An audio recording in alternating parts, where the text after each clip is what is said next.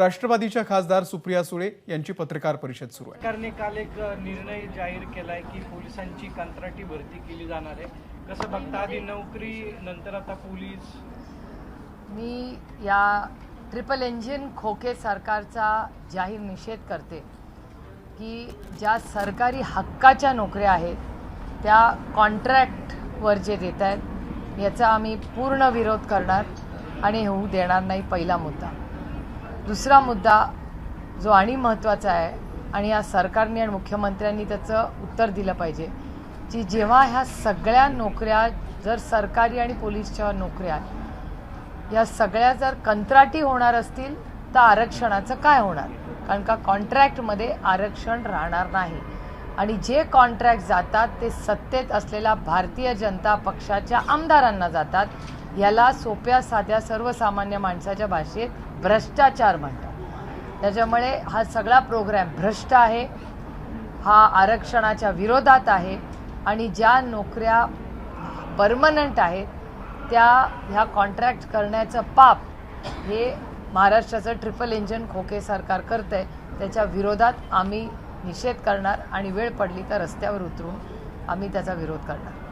काल छगन भुजबळांनी टीव्ही 9 वरती इंटरव्ह्यू दिलेला आहे, ज्यामध्ये त्यांनी म्हटले की तुम्हाला अध्यक्ष करून भाजपसोबत जायचं होतं, असं ठरलं होतं आणि त्यामुळेच शरद पवारांनी राजीनामा दिला होता।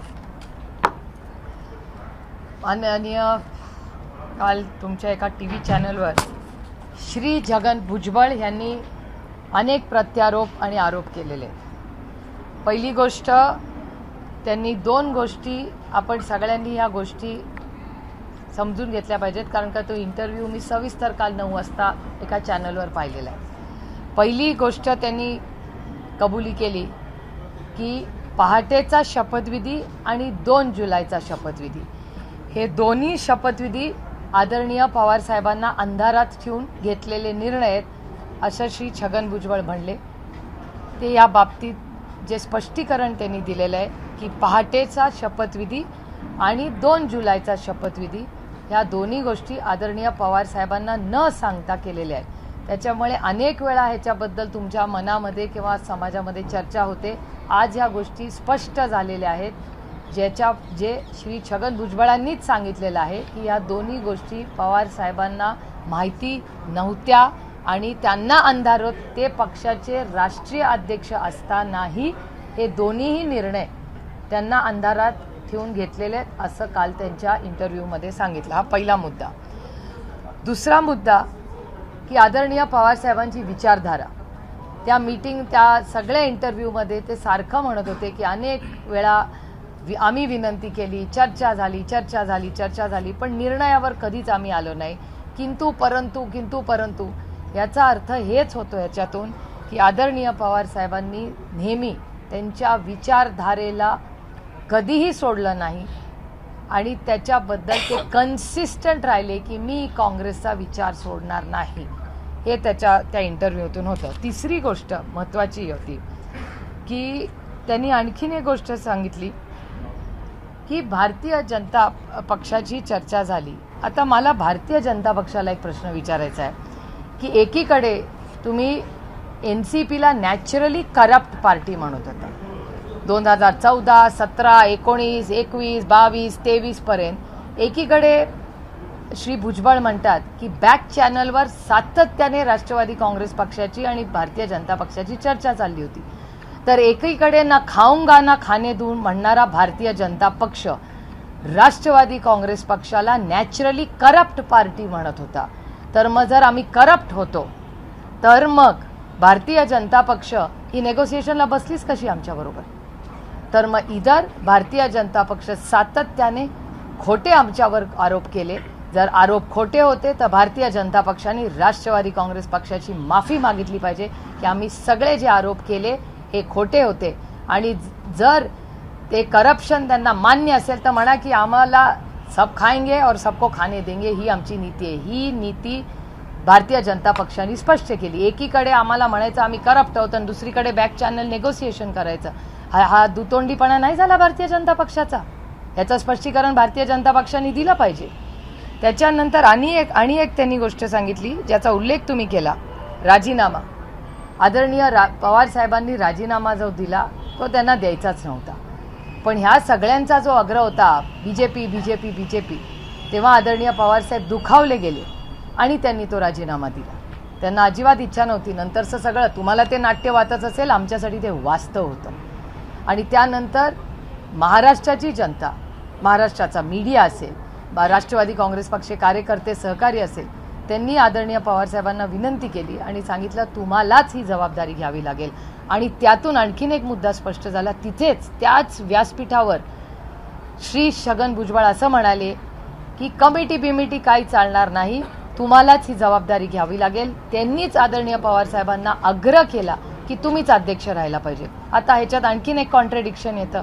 ह्याच्यात आणखीन एक त्यांच्यामधला विरोधाभास असा दिसतो की एकीकडे ते म्हणतात पवारसाहेबांनीच आम्हाला हा रिश्ता दाखवला, एका बाजूला म्हणतात नेगोशिएशन करतात, दुसरीकडे असं ते म्हणतात की ते तानाशाही आहे आणि ते खूप डॉमिनेटिंग होते. आता मला विचार सांगा, यांचं कॉन्ट्रडिक्शन बघा कसं आहे यांच्या सगळ्या या इंटरव्ह्यूमध्ये आणि त्यांच्या विचारधारेमध्ये. कॉन्ट्रडिक्शन असं आहे की आदरणीय पवारसाहेबांनी त्यांनी कमिटी केली होती, तेव्हा कमिटीने निर्णय घ्यावा की पुढचा अध्यक्ष कोण व्हावा. जर तो माणूस तानाशाही असता तर त्यांनी कमिटी केली असती का?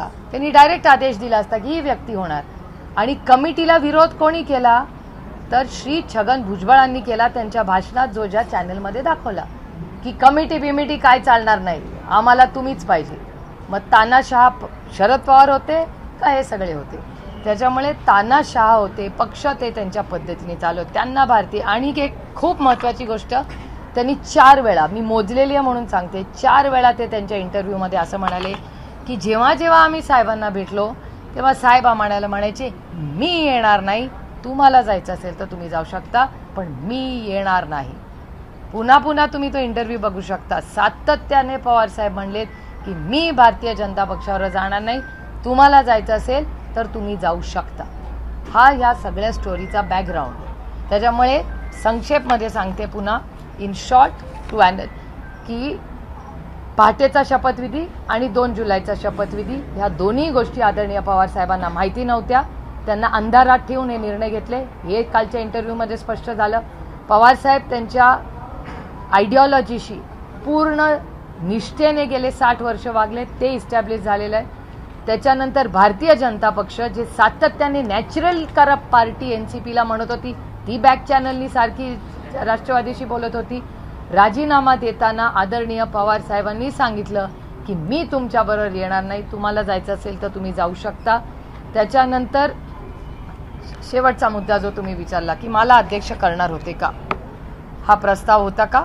हा प्रस्ताव होता.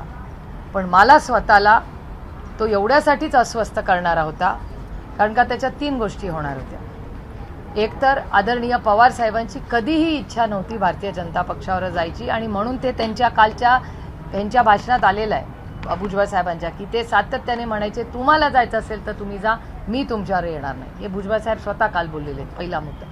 दुसरा मुद्दा की आमची जी वैचारिक बैठक आहे ती चव्हाण साहेबांची आणि आदरणीय पवार साहेबांची, ती आमची आयडिओलॉजी आहे.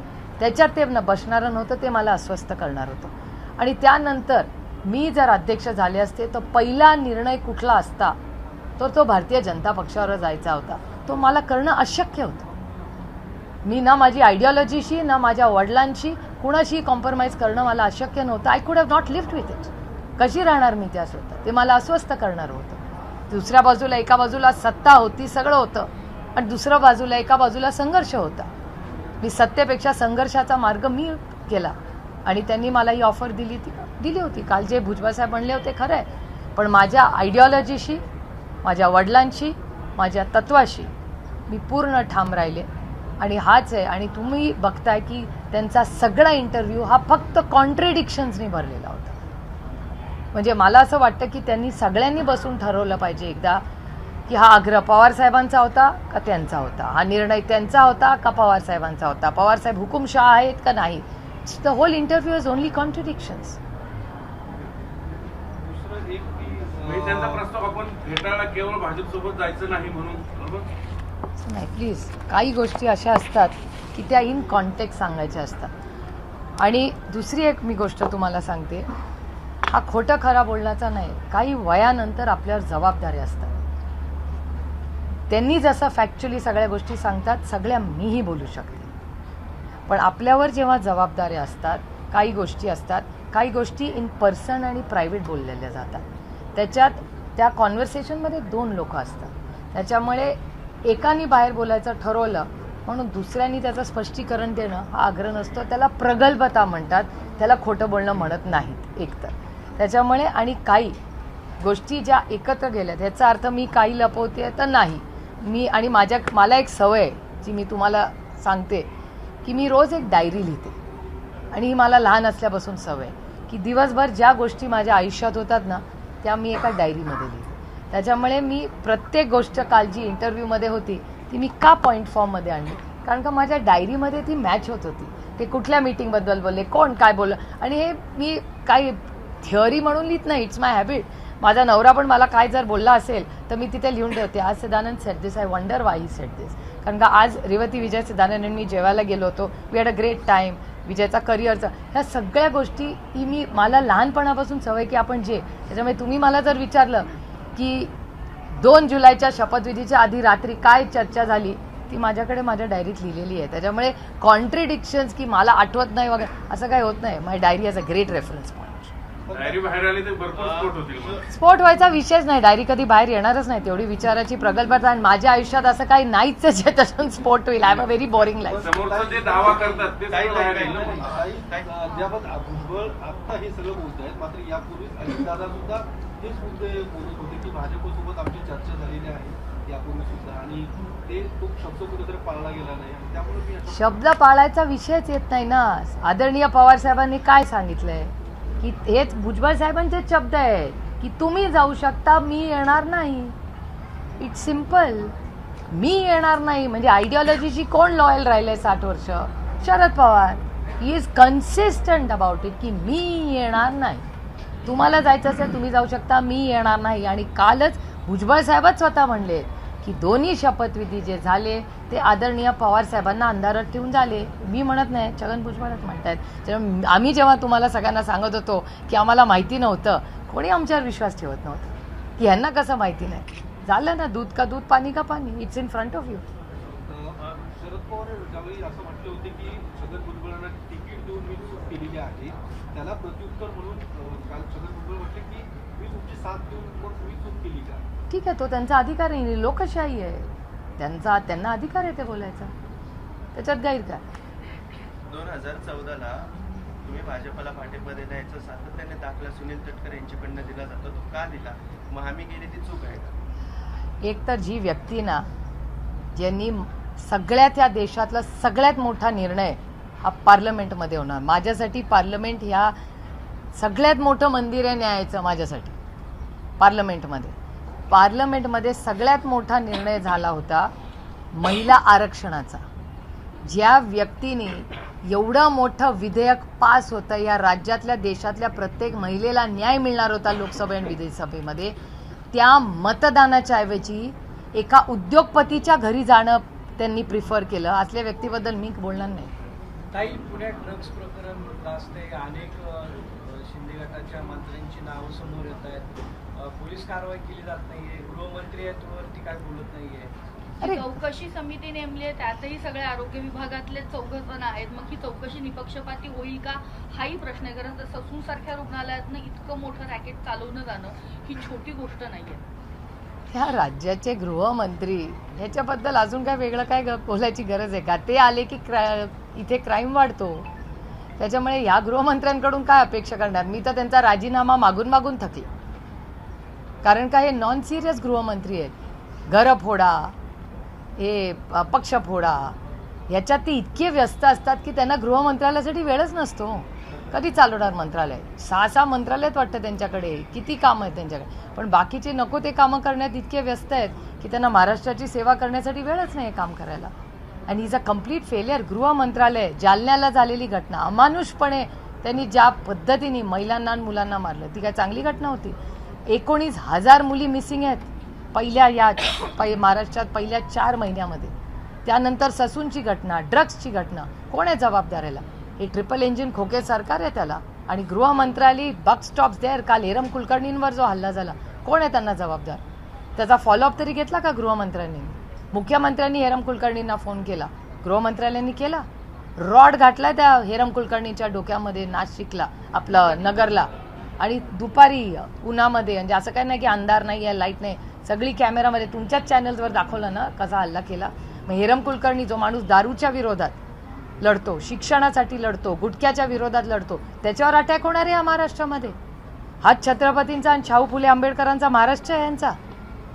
त्यांना अधिकारच नाही त्यांचं नाव घ्यायचा. गौप्यस्फोट केलाय आमदार संजय गायकवाडांनी. मुख्यमंत्र्यांच्या जीवाला धोका होता. लेट्स गेट सिरियस यार, थोडंसं आपण सिरियस पॉलिसी वगैरे बोलू. ताई, उघड आहे ही सगळी मंडळी विचाराशी प्रतारणा करून तिकडे गेलेली आहेत केवळ सत्तेसाठी, स्वतःच हे वाचवण्यासाठी. तर मग यांना जनतेने का स्वीकारावं? आता निर्णय 2024 मध्येच होईल ना. काही मुख्यमंत्री एकनाथ शिंदेनी त्यांच्या मंत्र्यांना आता सगळ्या सूचना दिल्यात की दावोस शिवाय आणि दावोसचा दौरा असेल तरच जायचं, नाही तर कुठल्याही परदेश दौऱ्यावर जायचं नाही. उशिरा आलेलं शाणपण वाटतं. नाही, दावोसमध्ये काय आहे यांच्यासाठी? म्हणजे दावोसच का आणि बाकी का काय नाही? वर्ल्ड इकॉनॉमिक फोरममध्ये यांचा काय अजेंडा आहे तो पण त्यांनी सांगावं. काहीतरी अजेंडा असेल तरच दावोसला जावं. आणि दावोसची मीटिंग फेब्रुवारीमध्ये असते, आत्तापासून काय?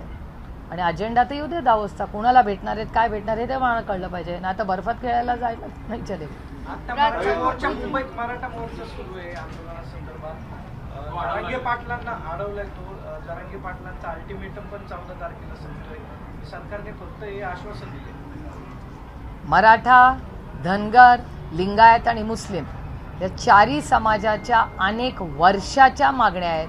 भारतीय जनता पक्षाने शब्द दिला होता की पहिल्या कॅबिनेटमध्ये आम्ही धनगर समाजाला आरक्षण देऊ. ह्या गोष्टीला 9.5 वर्ष झालेली आणि आरक्षणाबद्दल महाराष्ट्रात एक मत आणि दिल्लीत एक मत, हे ऑन रेकॉर्ड भारतीय जनता पक्षाचा प्रोग्राम आहे. त्याच्यामुळे जुमलेबाज हे सरकार आहे, काही त्यांना करायचं नाही आहे. धनगर समाजाला इथे म्हणतात आरक्षण देणार, दिल्लीत त्यांचेच खासदार म्हणतात आम्ही देणार नाही. मराठा समाजाला महाराष्ट्रात म्हणतात देणार, दिल्लीला केस व्यवस्थित लढत नाही. लिंगायत समाजाचा निर्णय झालेला नाही, मुस्लिम समाजाला त्यांनी न्याय दिलेला नाही. त्याच्यामुळे या जुमला पार्टीकडून तुम्ही काय अपेक्षा करणार? शिवसेनेच्या आग्रहाखातर फुरसुंगी उरुळी देवाची 2 गावं वेगळी नगरपंचायतचा हट्टाग्रह चालू आहे. हायकोर्टाने त्याला थांबवलंय सगळं. तरी आज मुंबईत पुन्हा सीएम बैठक घेत आहेत. इथले मंत्री कोणी नाहीत, पालकमंत्री नाहीत, चंद्रकांत दादाही नाहीत. चाललंय नाही, ह्या सरकारमध्ये कोण कोणाशी बोलतं, भेटतात नाही भेटतात, कॅब असं म्हणतात बाबा, मला खरं खोटं माहिती नाही. कॅबिनेट 11 वाजता असते तर ती 12 वाजता सुरू होते, 12 वाजता सुरू झाली तर मुद्द्यावर यायला 1 वाजतात, असं आतले लोक म्हणतात. मला नाही माहिती, जी साधारण चर्चा ऐकूला येते ते. त्याच्यामुळे आणि अजेंडा काय? गेल्या 1.25 वर्ष यांचं ट्रिपल इंजिन सरकार, एक खोकेवाला सरकार चालू आहे. काय झालं त्यांनी 1.5 वर्षात केलंय काय महाराष्ट्रामध्ये? कुठले 5 बिग तिकीट्स त्यांनी सांगावे आपल्याला? नांदेडची हत्या झाली, हे त्यांचं कर्तृत्व.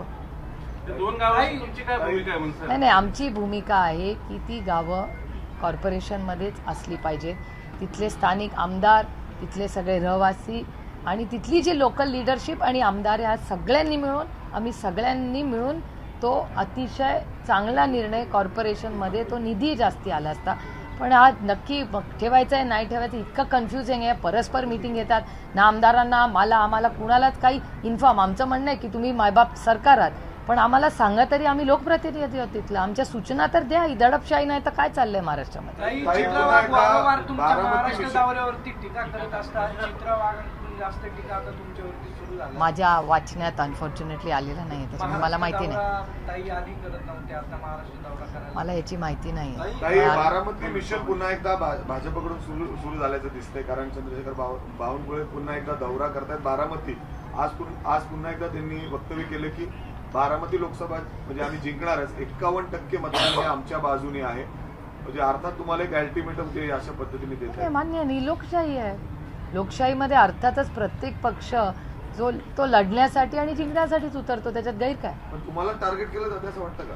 तो अधिकार आहे त्यांचा, त्याच्यात गैर काय?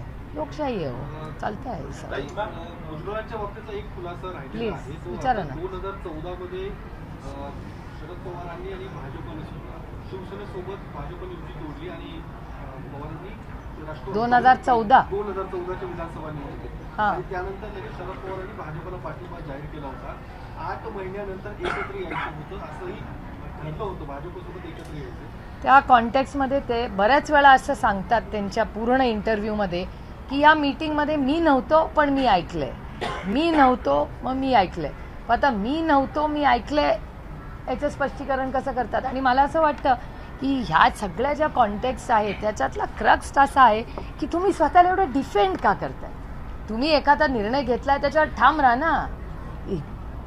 You want to be a prisoner of the past in history. 2014 माझा याचा प्रश्न सुटणार आहे का? तुमच्या नोकरीचा प्रश्न सुटणार आहे का? 2014च्या आमच्या निर्णयामध्ये तुमची महागाई कमी होणार आहे का? 2014मुळे या निर्णयामुळे तुमचा क्राईम कमी. कम टू द बी. तुम्ही आता मंत्री आहात ना, मग तिथे राशन सगळ्यांना मिळतंय का? तो काय शिदा म्हणतात, आनंदाचा शिदाची क्वालिटी चांगली आहे का?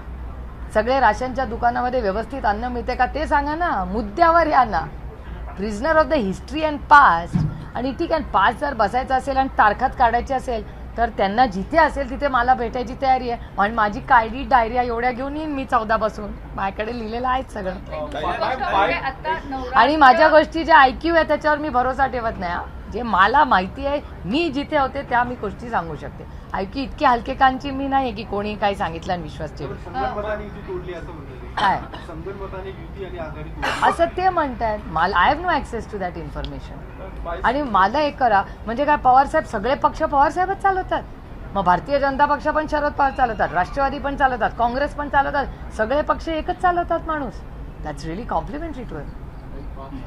नवरात्र येते आता आणि बरेच जण म्हणजे मुद्द्यांवरती बोलत नाहीये. तसंच नवरात्रामध्ये जर राजगरबा खेळला जातो तर भाजपचे एक आमदार आहेत ते असं म्हणाले की मुंबईमध्ये जर गरबा खेळायचा असेल तर त्याचं आधार कार्ड तपासा, मुसलमान मुलांना त्या राजगरबामध्ये एंट्री देणार नाही.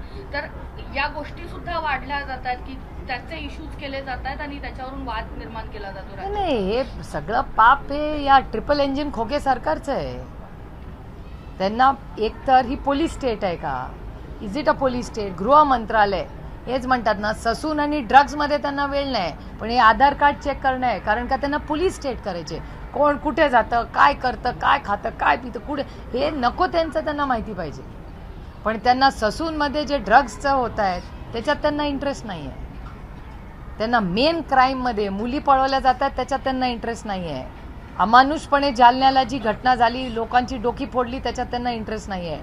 ड्रग्समध्ये नाही आहे. जे लोक जेलमध्ये आहेत ते सुसाट फिरत आहेत सगळीकडे, त्याच्यात त्यांना इंटरेस्ट नाही. पण आधार कार्ड चेक करण्यात त्यांना इंटरेस्ट आहे. आणि संविधान डझंट अलाव दिस आहे. संविधानाच्या चौकटीच्या बाहेर येते जे करतात. एक मिनिट 5 राज्यांच्या निवडणुका जाहीर झालेल्या आहेत. भाजपने मोठी ताकद लावली.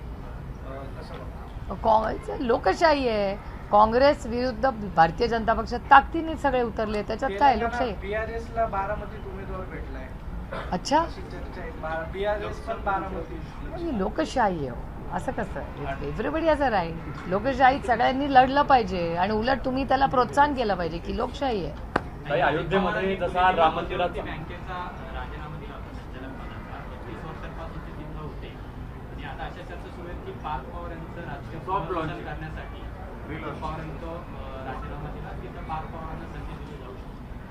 Have no knowledge. मला नाही. काही अयोध्येमध्ये राम मंदिराचा मुद्दा भाजपने लावून धरला. आता मशीद देखील बांधली जाणार आहे. मुंबईतून आज पहिली वीट अयोध्येला पाठवली जाणार.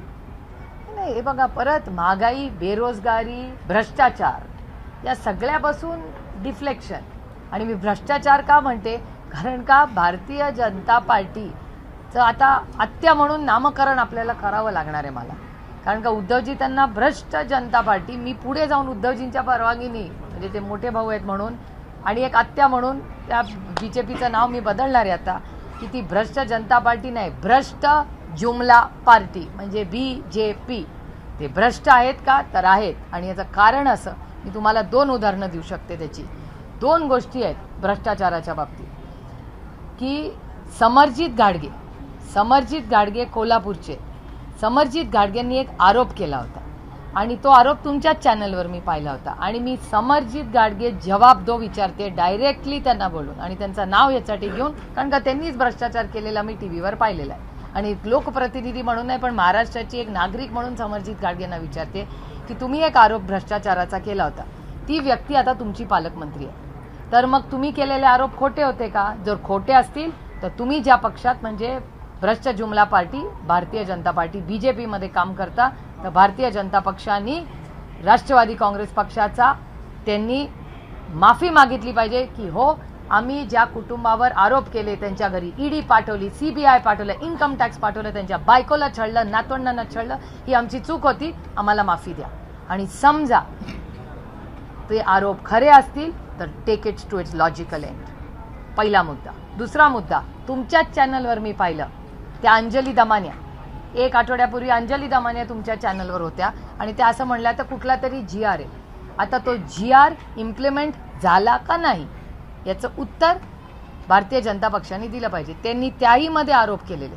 मग ते आरोप खरे असले तर तो GR इम्प्लिमेंट करा आणि take it to its logical end. आणि जर आरोप खोटे असले तर पुन्हा भारतीय जनता पक्षाने राष्ट्रवादी काँग्रेस पक्षाची माफी मागितली पाहिजे की ह्या नेत्यावर केलेले आरोप आमचे खोटे होते. अशी 2 भ्रष्टाचाराची खोटे आरोप मी म्हणते, कदाचित खोटे असतील खरे असतील मला माहिती नाही. याचं उत्तर भारतीय जनता पक्ष जे ना खाऊंगा ना खाने दूंगा म्हणायचे, भ्रष्टाचार मुक्त भारत, काँग्रेस मुक्त भारत, काय झालं त्याचं सगळ्याचं? भ्रष्टाचार मुक्त झालं तर तुम्ही ज्यांच्यावर आरोप केले आज ते भारतीय जनता पक्षाच्या कॅबिनेटमध्ये.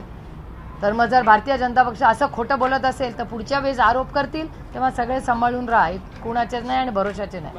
अजितदादांचे पत्नीचे दोर कापलेत का? काल जयंत पाटील स्वतः बोलले जाहीर सभेमध्ये.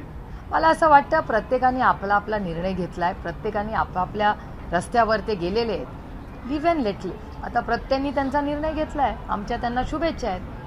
त्याच्यामुळे काल मला असं वाटतं प्रदेश अध्यक्षांनी तो क्लिअर केलेला आहे आणि 8-10 दिवसापूर्वी आदरणीय पवार साहेबांनी तो क्लिअर केला. लोकसभेनंतर एकत्र आम्ही त्यांनी जो एक निर्णय घेतलेला आहे, त्यांनी भारतीय जनता पक्षाबरोबर सरकारमध्ये जायचा निर्णय घेतलेला आहे.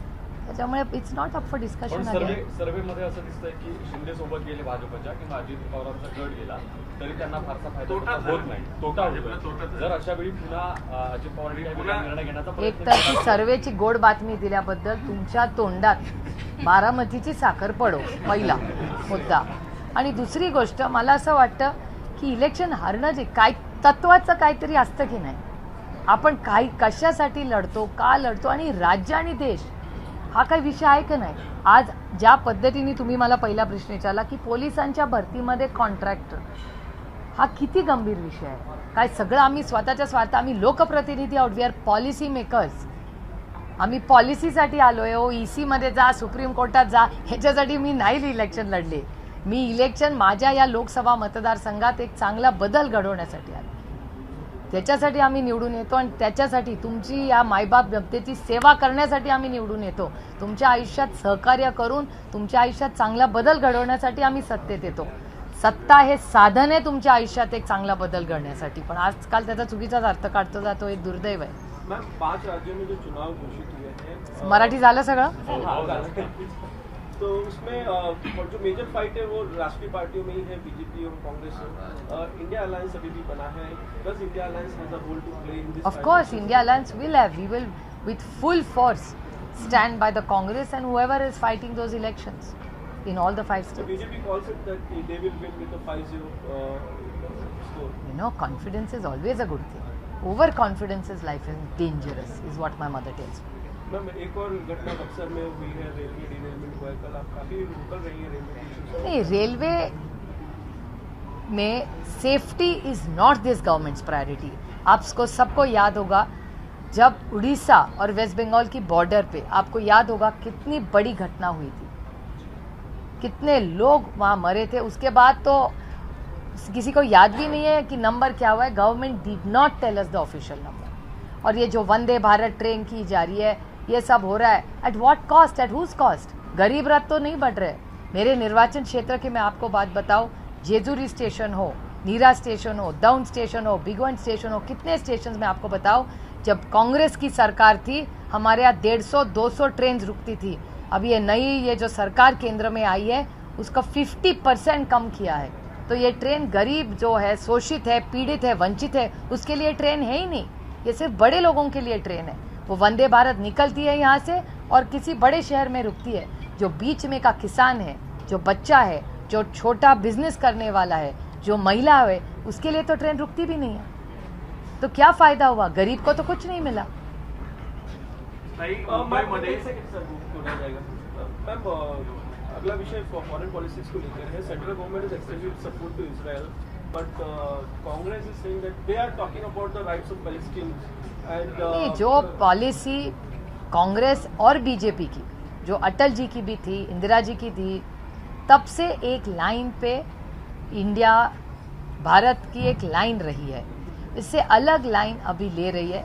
ये जो एक्सटर्नल इश्यूज होते हैं, जब मिनिस्ट्री ऑफ एक्सटर्नल अफेयर्स की होती है, तो मेरे ख्याल से केंद्र सरकार ने इमीडिएटली एक ऑल पार्टी मीटिंग बुलानी चाहिए, नहीं तो पार्लियामेंट का एक मीटिंग बुलानी चाहिए।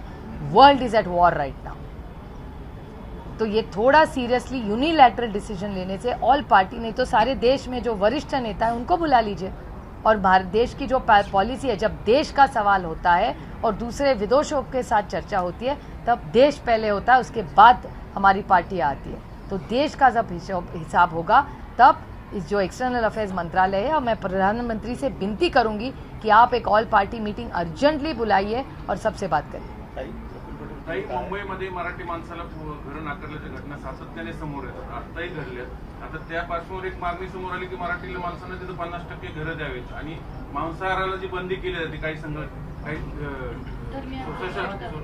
सेक्रेटरी सोसायट्यांमध्ये, तर त्यावर काय हे जे ट्रिपल इंजिनचं सरकार आहे ना, खोक्यांचं सरकार महाराष्ट्रात, हे मराठी माणसाच्या विरोधातच आहे। कारण का तो अदृश्य शक्ती जी दिल्लीवरनं आहे ना, तर ते कट कारस्थान फक्त महाराष्ट्राच्या विरोधात करतात।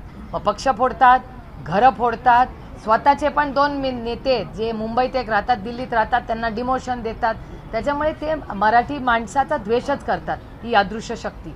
मग आपले इन्व्हेस्टमेंट्स बाहेर जातात, मराठी माणसाचा मान सन्मान होत नाही। मराठी माणूस जो म्हणजे जो महाराष्ट्रात राहतो तो मराठी माणूस, हे कैलासवासी यशवंतराव चव्हाणांचे शब्द आहेत, ज्यांनी 1 मेला जेव्हा महाराष्ट्राचा मंगल कलश आणला, त्या मराठी माणसाला जर त्याच्या घरामध्ये, त्याच्या मातीमध्ये घर मिळत नसेल, त्याला जबाबदार आहे महाराष्ट्राचं ट्रिपल इंजिन खोके सरकार आहे। कारण का ते दिल्ली समोर, जे अदृश्य शक्तीसमोर इतके झुकतात ना, त्याच्यामुळे सगळ्यांना वाटते हे काय लोकल हलके में घ्या। ही महाराष्ट्राच्या स्वाभिमानाची आणि सन्मानाची लढाई आहे मला विचार। याला जोडून व्हायब्रंट गुजरात हा जो इव्हेंट आहे तो मुंबईमध्ये साजरा केला जातोय। गुजरातचे मुख्यमंत्री मुंबईमध्ये येऊन रोड शो करतात, कसं पाहताय? याचं उत्तर तुम्ही ट्रिपल इंजिन खोके सरकारला विचारा। त्यांनी, मला असं तर वाटतं, महाराष्ट्र त्यांनी दिल्ली दरबारी घाणच टाकायचा निर्णय घेतलेला दिसतोय या ट्रिपल इंजिन सरकार। प्रफुल्ल पटेल जी ने कहा है 2 दिन पहले कॉन्क्लेव में कि 2022 में जब एकनाथ शिंदे महाविकास आघाड़ी छोड़कर बीजेपी में जा रहे थे, तब डिस्कशन एनसीपी के हो रहे थे, इसके पहले डिस्कशन हो रहे थे, पवार जी को सारा एका किसी भी ऑर्गेनाइजेशन में चर्चा तो होनी ही चाहिए। ये एक डेमोक्रेसी है, एक लोकतंत्र है। लोकतंत्र में सब एक दूसरे से बात करते हैं। आप मेरा ट्विटर अकाउंट देख लीजिए, 10 बीजेपी लोगों के साथ मेरी फोटो होती है। ऐसा मतलब नहीं कि मैं बीजेपी में जा रही हूँ, रिश्ते होते हैं। हमारी आइडियोलॉजिकल, कभी पॉलिसी पे बात नहीं कर सकते। कभी ऐसा नहीं है कि कोई वरिष्ठ बीजेपी का नेता हमको फोन करता है कि भैया कल ऐसा बिल है, पॉलिसी लेवल पे बात करें। बात तो होनी ही चाहिए ना, दिस इज नॉट। और आप देखिए, actually I am glad you asked, जो प्रफुल्ल पटेल जी ने कहा और भुजबल जी ने कहा, it's joining the dots. You are absolutely right कि पवार साहब कभी भी नहीं जाना चाहते थे, ये लोग जाना चाहते थे। और कंसिस्टेंटली पवार साहब की लाइन है, अगर आप जाना चाहते तो आप जाइए, मैं नहीं आऊंगा। So Sharad Pawar has been consistent with his ideology, he has never let down his ideology और हिज पार्टनर्स। जो गए हैं वो डिफेंड कर रहे हैं। और एक डेमोक्रेसी में, एक लोकतंत्र में चर्चा होनी चाहिए हमेशा, किसी के भी साथ। उसमें क्या गलती है? ये तड़पशाही तो नहीं है। दिस इज नॉट अ डिक्टेटरशिप। हमारे लिए तो डिक्टेटरशिप नहीं है। हम सबसे बात करते हैं, सबकी राय लेते हैं। जब हमारी भी सरकार थी, तब ऐसा भी आप हिसाब करिए कि जब पवार साहब मंत्री थे केंद्र में, तो गुजरात के लिए कितना उसको हेल्प करते थे। जब नरेंद्र मोदी जी मुख्यमंत्री थे, कितनी बार वो कृषि भवन आते थे, उनका मान सम्मान करते थे।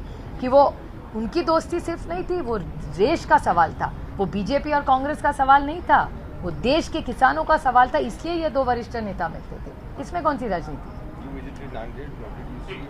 It was most disturbing sights. I was actually scarred and traumatized Because the minute I entered the Nanded hospital, first thing did was a mother accosted me and she said, "Mera bachcha mujhe wapas chahiye. You do everything you can." And she was denied treatment because of all these movements, and she insists that there were not enough medicines. And shame on this triple engine Khoke Sarkar that they are saying they have given a clean chit to that hospital where 61 people have died. This government has blood on his hands, and not just in Nanded. It is applicable in Nagpur, it is applicable in Sambhajinagar, in Thana and in Nanded. So shame on this government which has killed so many people because of its casual approach. Please remember, this was the same hospitals which helped every human being who walked and saved their lives during COVID, because Rajesh Tope led from the front and Amit Deshmukh led from the front. So Amit Deshmukh and Rajesh Tope did a wonderful job together under the Mahavikas Aghadi and delivered superior results. And I'm not saying this, even Government of India data says so. And when there is no COVID, there's a no crisis, hundreds of people die in this state. There's blood on this hand of this Shinde government. Shame on them. No, it's a complete failure of this corrupt government in Maharashtra. They've allowed it to happen. Drugs are a no-no. वो कह रहे हैं ना उड़ता Maharashtra, they are right. उड़ता पंजाब के बाद drugs का इतना बढ़ा हुआ है सरकार के में, तो ये तो उड़ता महाराष्ट्र करेंगे, दूसरे बच्चों का क्या सोचेंगे? अगली जो पीढ़ी आएगी वो क्या धुंध रहेगी नशे में? इसके पूरी जिम्मेदारी है खोखे ट्रिपल इंजन महाराष्ट्र की सरकार की है. एबीपी माझा, उघडा डोळे बघा नीट.